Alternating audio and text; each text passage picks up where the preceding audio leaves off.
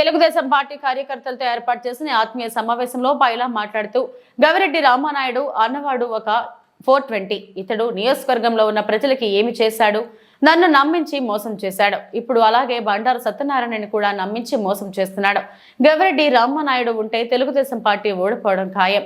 నియోజకవర్గంలో ప్రజలకి ఎటువంటి ఉపకారం చేయనివాడు. ఈ గవిరెడ్డి ఇతడు నాన్ లోకల్ అని అంటున్నాడు.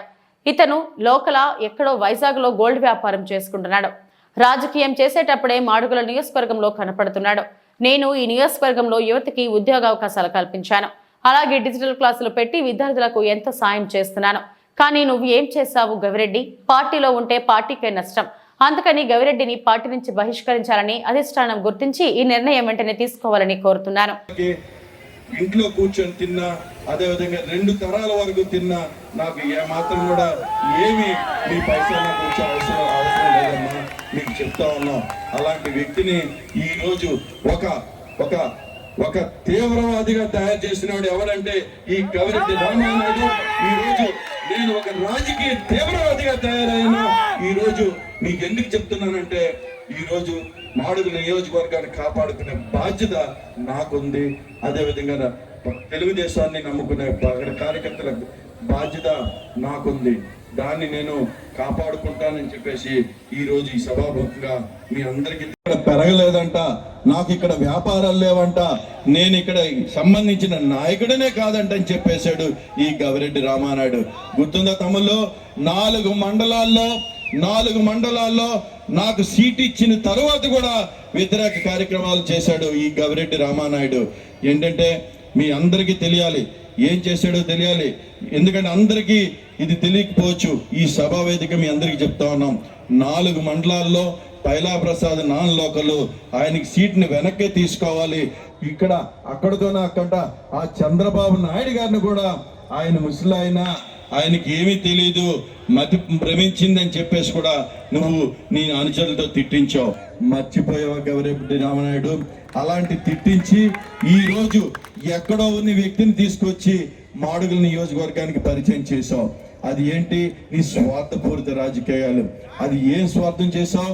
పైలా ప్రసాద్కి అయితే ఓడిస్తాను, అదే బండారు సత్యనారాయణ గారిని అయితే గెలిపిస్తానని చెప్పేసి తీసుకొచ్చావు. మర్చిపోయావు గవిరెడ్డి రామానాయుడు?